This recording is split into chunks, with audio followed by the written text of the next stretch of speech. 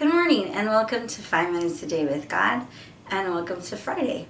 And we are going through one by one the 10 Commandments, or the last 6 we've been going through one by one, to just give us an opportunity to just kind of sit with it and examine ourselves and see where we're lacking, which that's what Luther said, is that the 10 Commandments are a mirror to show us of our need for God. So today's commandment is the 6th commandment, and it's you shall not murder.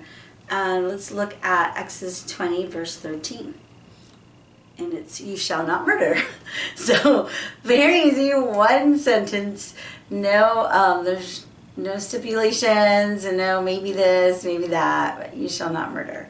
So let's talk a little bit about that. So in Hebrew, as well as in English, there's a distinction between to kill and to murder. So murder is the taking of life without legal justification. So we're not talking about war. We're not talking about self-defense. We're just talking about taking the life of someone without any legal justification. So that's kind of the standard, so to speak. So whenever I share this one with, or teach this one with kids or our youth, this is one that always just goes above people's heads, right? That the kids are just kind of respond to it. Just, oh, I don't really have to hear about this one because I'm probably most likely not going to murder someone, you know. And that's good. The chances of us, most of us murdering people, it's pretty low. So so this might be another one where we might think, well, my sin isn't as bad as a murder, right?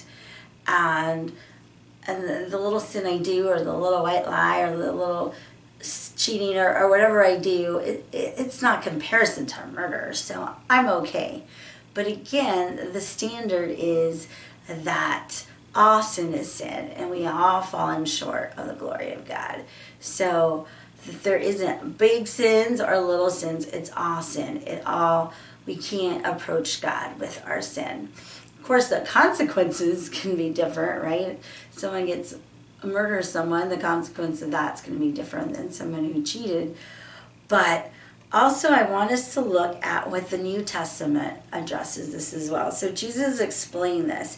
And again, what I want us to look at, it's the heart of the commandment.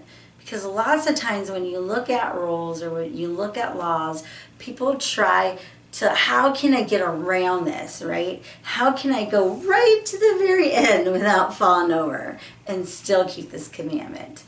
And so what Jesus says, this is all, it examines our heart. It shows how much we need God because all the sin we have, right?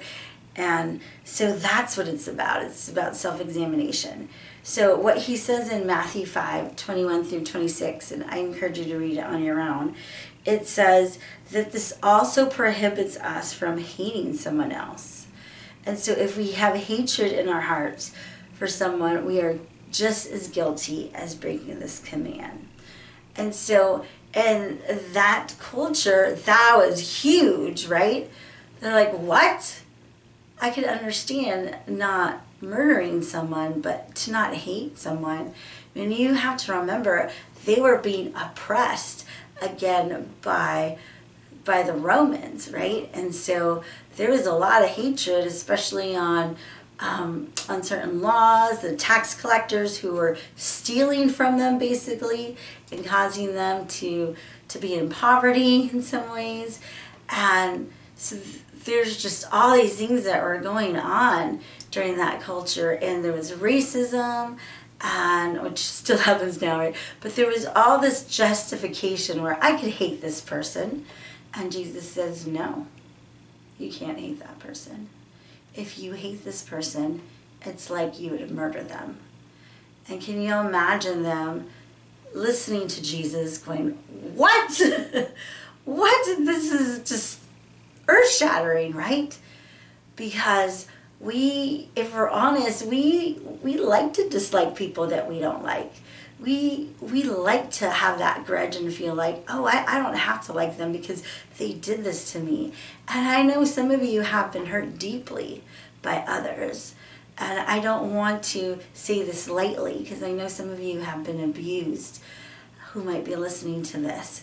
But Jesus, and so, or someone who maybe have hurt your family member, right? I think of like the drunk driver that kills a beloved family member, and it's so easy to want to hate that person because they took someone from you.